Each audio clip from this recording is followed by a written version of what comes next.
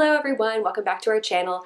Today I wanted to do a grouping of book reviews, and I'm grouping these 5 together because I listened to them as audiobooks, and I wanted to say a little bit about each of them, but for the majority of them I didn't feel like it warranted a whole video. We'll start with the lowest rating and work our way up to the highest rating that I gave. All of these books were borrowed from the library, which I think is an excellent source for audiobooks. So if you're somebody that is looking to get into audiobooks, check out what your local library has. A lot of times they have connections with different apps, and then you can just download them right onto your phone or your computer or whatever's convenient for you. So I would just download them on this little app on my phone.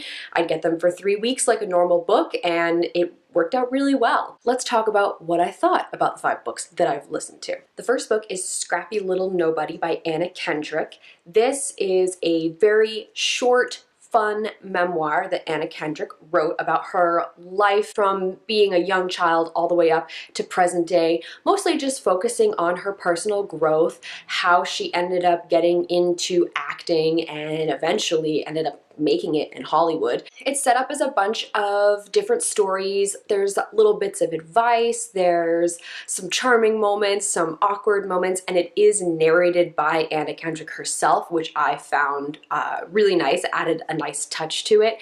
I didn't think there was too much of this that was particularly special. My favorite parts were the stories that she shared regarding her acting career and starting off in theater and kind of the sacrifices that her parents and her brother made to help her get there, and then eventually making it in Hollywood, and sort of what that looked like from her perspective, you know, name dropping certain people in the book. That was kind of fun. I felt like I was getting a little sneak peek, a little insider's look into what it might be like to be somebody in Hollywood, but at the same time still getting that perspective from somebody who grew up in Maine, of all places, and just, you know, her very down-to-earth, funny personality. I do enjoy a lot of the movies that I see her in, so it was fun to listen to her read this audiobook. I gave it 3 stars. It was enjoyable, but nothing amazing. The second book is Sing, Unburied, Sing by Jesmyn Ward. This one is getting a lot of buzz lately. I believe it won the National Book Award. It's been popping up in a lot of different places.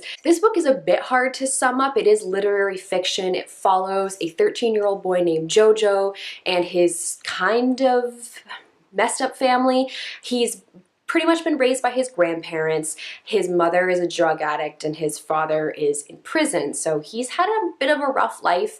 He has a wonderful connection with his little sister Kayla, and the book doesn't take place over that long a period of time. It's mostly about a car ride that Jojo takes with his mother, his sister, and his mother's friend to go get his father from prison. It does focus on some harsh realities of being from a poor family in the deep South, with some of the racial tensions that still exist there. There was this element of magical realism in the story in which we had a couple ghosts that communicated in different ways to different members of Jojo's family, and that part I wasn't as crazy about.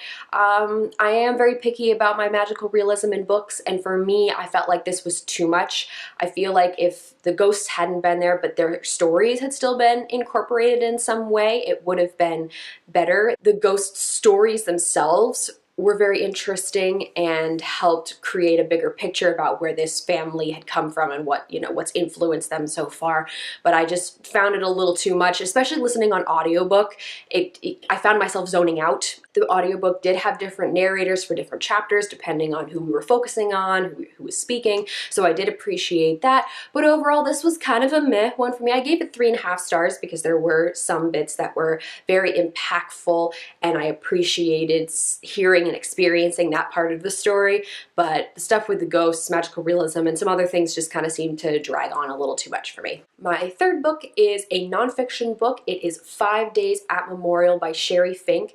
This is a huge feat of journalistic research. It focuses on the 5 days around when Katrina hit in New Orleans, specifically on Memorial Medical Center and the doctors, nurses, patients, regular citizens that were there. When Katrina actually hit, it wasn't that bad. What the problem was, for the hospital anyway, was the rising floodwaters and how it put these medical professionals in a really difficult situation of making judgment calls that they shouldn't have had to make, and also focuses on the before, the prep, what's happened to Memorial Medical Center in the past. There's a huge bit on those 5 days and what happened there, and then there is also some follow-up as to the legal ramifications and some of the decisions that these doctors and nurses had to make, and just the general reaction from the public, because it was so newsworthy. People all over the United States were weighing in, and probably other countries as well. It is quite the read. There are a lot of details. There was a lot of interviews that had to be conducted. There is a lot of information in this book, and it shows because it's over 17 hours, which I think is a pretty chunky audiobook, but I really enjoyed most aspects of it. I gave it 4 stars. It was a bit difficult to follow at times, but the author did a very good job of saying somebody's name and then naming something about them that you might remember, so that you could kind of try and keep all of the doctors and nurses and patients straight in your head. It's a very powerful story. I really enjoyed learning about what happened at Memorial Medical Center. I obviously have a general idea of everything that happened in New Orleans after Katrina hit, but to get a very specific story that I would not have necessarily heard at the time just because I was so much younger when Katrina hit, I really enjoyed being able to just get that in-depth look at everything that went down. The second to last book that I listened to was Killers of the Flower Moon by David Green. This is another nonfiction book. It takes place in the 1920s in Oklahoma and follows the Osage Indian Nation. At the time, they were the richest group of people per capita because oil had been discovered on their land, and so the oil companies were paying them to use their land, and they were becoming incredibly rich, and then they started getting murdered. So not only do we focus on the Osage Indian Nation and how they came to be where they were, we also look at the FBI, because eventually these murders were starting to become so frequent that the US government had to pay attention, and so they sent the sort of fledgling, shaky FBI. This story is bonkers.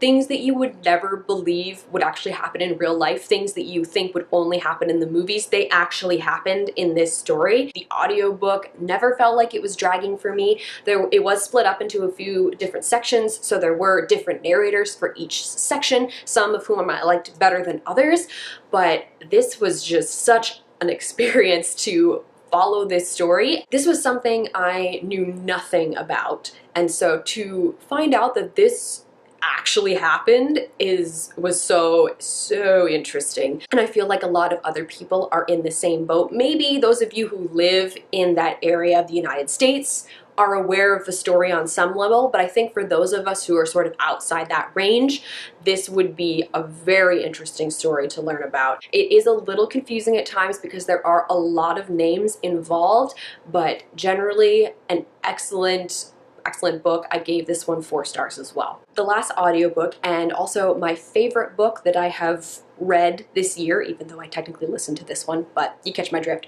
was Being Mortal by Atul Gawande. I had heard about this book beforehand, which is why when I saw it on the list available at the library, I was like, yeah, I'll listen to this. This sounds interesting. And I'm so glad I did.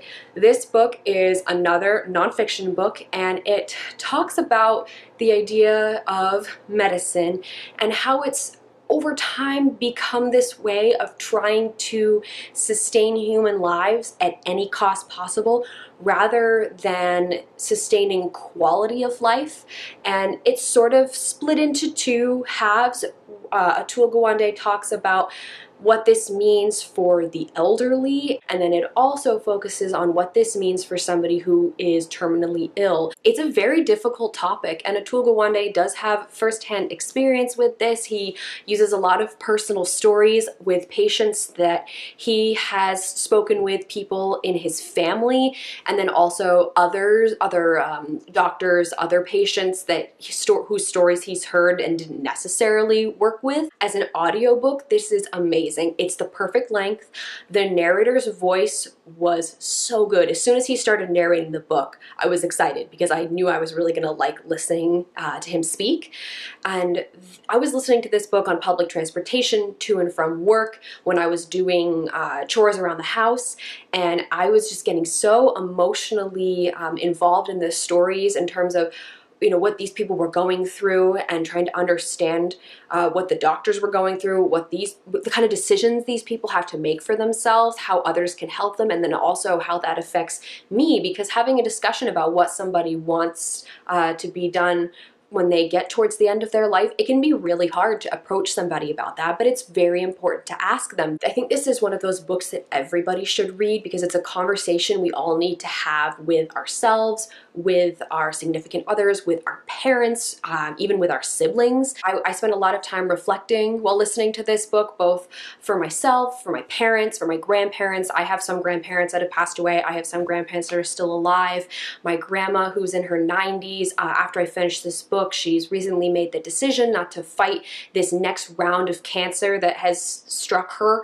And so to understand where she's coming from as somebody who has lived so long, and just realizing that she's done, she doesn't want to go through chemo anymore. She just wants to try and live her best life for the next few months. That's a really important thing to be able to do, and I think a lot of people, they don't have that conversation, and then somebody who is the significant other or the child of that person who is suffering is so scared of losing them that they can't make that decision to let them go. So to have somebody lay down what they want, what their quality of life is so important.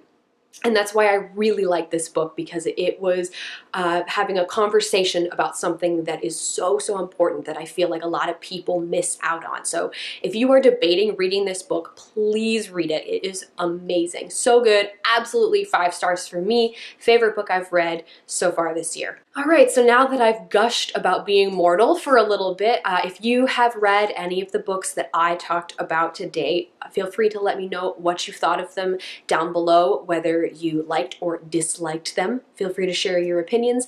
As always, all of our links are in the doobly-doo. You can check those out if you feel so inclined. Thank you guys very much for watching, and I'll see you later.